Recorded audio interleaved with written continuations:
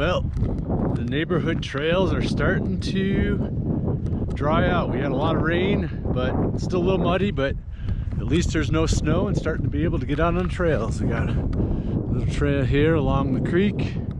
Home is over here. I'm about 5 minutes into my warm-up. I am gonna head over and do some drills, and then I've got 2-minute hill repeats today up on our neighborhood trail, or I should say actually the bike path hill.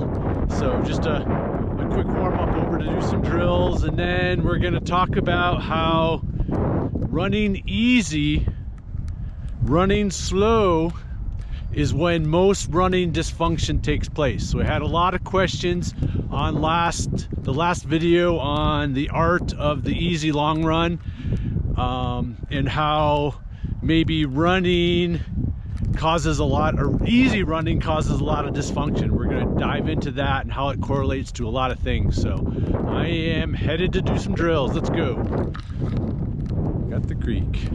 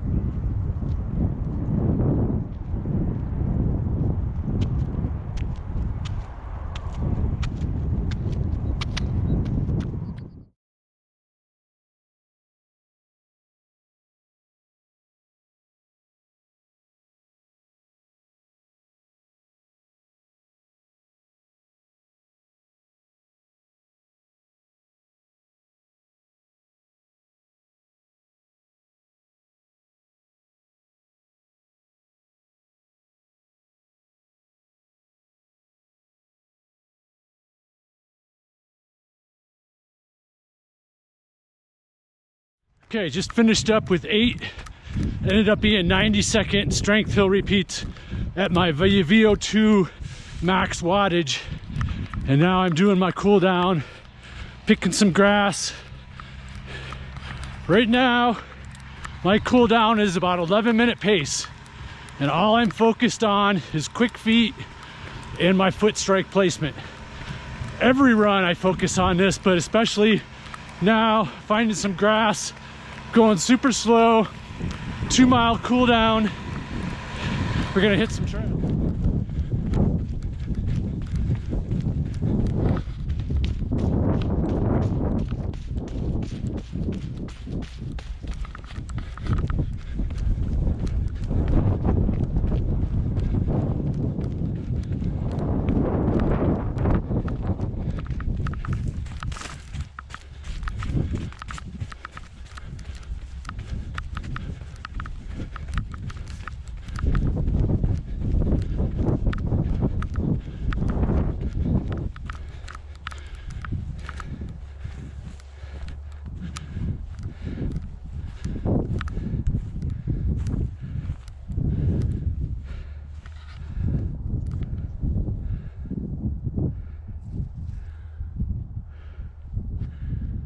All right, this is one of my favorite places to hang once it gets warm enough to hang by Flat Creek. This is the creek that just goes right in the back of our complex where we live, our little cul-de-sac, and the trails lead right to here. It's a kind of a nice day. It's cloudy, partly cloudy, I guess, but warm. I overdressed, and the sun's just about to kind of come out here in a minute.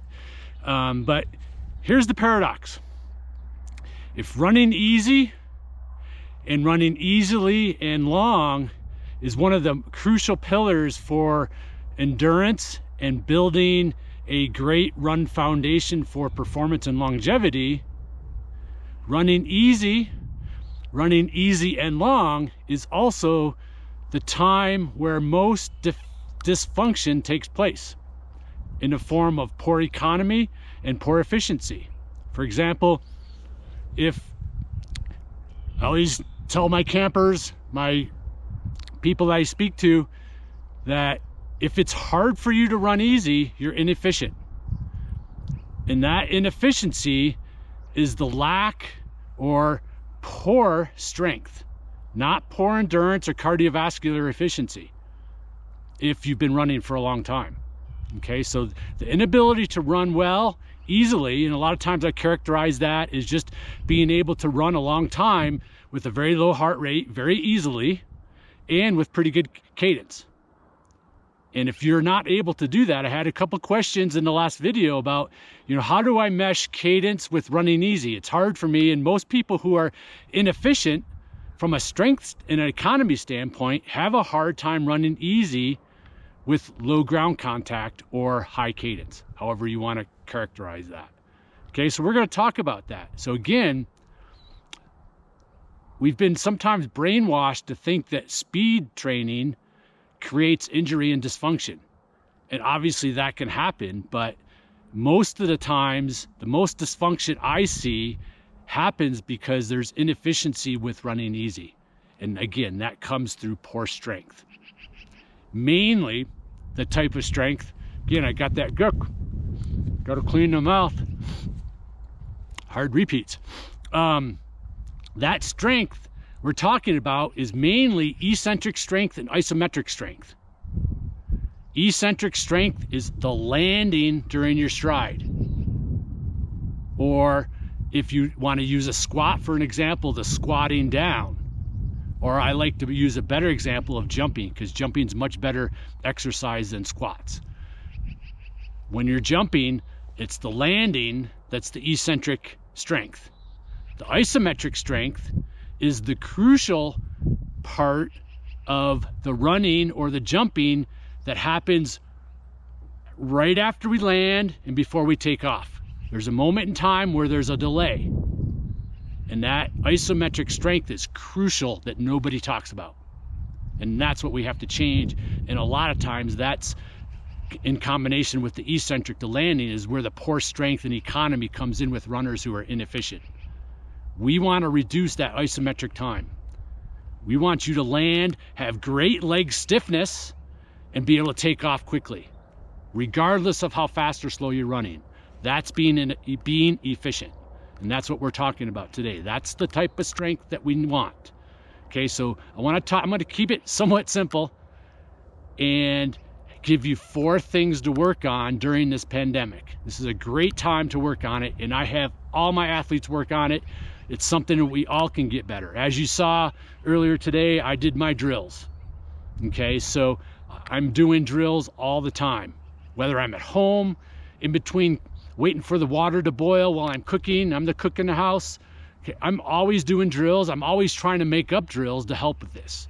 Okay, so in all of these videos, I always list some of my drills at the bottom of the video, so you can always refer to. Okay, because those come into play for a variety of reasons, but number 1 today is do the drills. I've done clinics all over the world, and one common denominator I see with poor, inefficient, poor economy, poor strength with the type of strength we're talking about today is athletes have the inability to skip. And that might sound funny and weird, but again, it's a common denominator I see all over the world that I've traveled doing clinics, is that when we're inefficient in this type of strength and this type of economy, runners have a hard time skipping. So do the drills and focus on the skipping and see how hard that might be for you. And again, the corrective and the way to detect if you're inefficient is also the exercise. So use the drills to see how good or bad you are at them, but then they become the corrective measure as well. So that's the great thing about drills. Okay, you can do these 2-3 times a week as your warm-up. Okay. Secondly, we want to practice our foot strike. I mentioned there's not a run that goes by where I'm not focused on my foot strike placement. I'm always focused on it. Okay, and it's just part of the awareness that good athletes have, and that's something we can train. So where I'm going with this is that sometimes when people hear me say you got to focus on your cadence while running easy, they miss or don't understand how short the stride is. So you're landing directly underneath your body. Okay, so a great way to practice this is simply run in place with your knees coming up in front of you. As you're running in place, notice how you naturally strike the ground. And ideally, maybe you do this barefoot. And again, you're striking it 4 foot to heel. Okay, it's not a flat foot, it's not a heel strike, it's naturally 4 foot to heel. I didn't have to teach you that. Everybody can do that well. So run in place for a little bit of time, being aware of where you strike the ground, and then just slowly start to move forward, striking the ground in the same place. And then just continue to run this way. Nice and easy. Like I mentioned, I'm coming back on my nice recovery run, 10.5 minute, 11 minute pace, really nice and easy for me. Everything's underneath me. I am practicing good foot strike. And that's a form of plyometrics. And what do plyometrics do? Plyometrics trains eccentric and isometric strength, everything we talked about earlier. So running easily with good foot strike is crucial. And again, most athletes don't understand how short this is. When we change something, it feels weird. And that's where the cue of running in place starts you off, and then simply just run forward, not changing where you strike the ground. You strike the ground and push yourself forward. Nice and easy. Okay, that's number 2. Number 3, let me go back to number 2. Another way to practice this is once you start running and focusing on your foot strike, run with your mouth closed and only nose breathing. That'll keep you honest, so you run as slowly as possible to allow you to nose breathe. Okay, and that kind of takes the pressure off of wanting to speed up. Okay, do this run alone, or we're all isolated right now. Now is the perfect time to go out and do this when you don't have the pressure of running with other people. Okay, number 3, we talk about foot strength. For those of you who have my book, you know how important foot strength is for everything we're talking about, for everything that happens good with running. we need to develop foot strengths. We have elasticity in our arch, stability in our arch, stability in our knee, isometric and eccentric strength in our calf. Okay, so train your feet, train your feet, train your feet. It's the most important strength. It's our foundation for everything. Okay, it's our chassis. We're only as good as our foot strength and stability within our feet. If it's all poor strength, poor economy in our feet, that's going to trickle all the way up through our hips and cause all sorts of dysfunction. And that's why number 2 and number 3 go hand in hand: foot strike and foot strength. Number 4, sprints. If you have a hard time running easy with high cadence, low contact time, okay, naturally, if you do sprints, you're going to be able to improve your cadence just because of running faster. That just comes naturally. So this is something that you need to work on. And again, even if you're a long distance runner, sprints are very crucial for what we're talking about now. Okay, so number 4 is do 10 to 15 second sprints, focusing on your foot strike. That doesn't change, and just running almost as fast as you can for 10 to 15 seconds. Okay, and this is training the brain just to have a higher frequency, a quicker ground contact, getting off that foot, and a higher cadence. It's training the brain, because all of this is neuromuscular. This is not something that you can just read in a book or hear me jabber and flip the switch. It's not something that you just learn the concept and then are able to go out and do. We need to train this. And this is where we have to take on, I'm going to make this number 5. Number 5 point here is regardless of the type of runner you are, take on the concept that we want to train for performance, not fitness. And if we make that subtle change in our mindset, we are okay with doing drills. We are okay with having mindfulness and awareness with our foot strike. We are okay with doing all this to become better runners. So have a performance mindset, not a fitness mindset. And it's very, very different. Okay, this is not just about getting in shape. Okay, this is becoming a better athlete, becoming a better runner, so you can become better in better shape for a long, long, long, long time. Okay, that's what I got for you today. Sun keeps going in and out. So what I want to leave with, and again, all your questions on that last video helped me to make this video. So all your questions, comments, this is how I coach. This is how I'm able to start coaching to you guys, is all these comments really help me get inside your mindset and to know what's going on, so I can really speak to that. And that's kind of why I'm a good coach, is that I can really understand what people start to need and what they might need to hear maybe versus what they want to hear.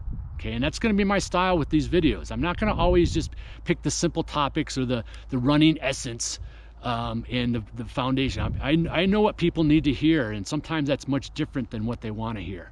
Okay, so there's a lot of great points in all my videos that might not seem appealing by the title, but I really recommend you dive into those and go through those, because there's all these little points that I make that I think make all the difference in the world. Okay, so take that performance mindset. So what I want to leave you with is, I want to ask you a question. I'm going in this direction with some of my videos, is that I know a lot of people are interested in shoes, and I don't want to just do normal shoe reviews. So and again, for those of you who have the Cool and Possible, my book, you know how important I feel it is to combine or mesh shoe choice with strength with run form. And I'm going to start meshing these two and diving into the type of shoe choices I make, so we can understand how shoes combined with foot strength, combined with strength, affect everything that we talked about today and everything I believe as a solid foundational running piece. So I'm asking you, would you guys be interested in learning more about the shoe side of things and how to make choices to make the best shoe decisions for you based on your purpose, but also how that affects performance? Okay, so let me know what you think about that, and I'll be shooting out some reviews with that in mind, and I got a couple of new shoes coming I'm excited about to kind of let you know about. So let me know about that, and have a great run today, you guys. Thanks for everything, and we'll see you soon.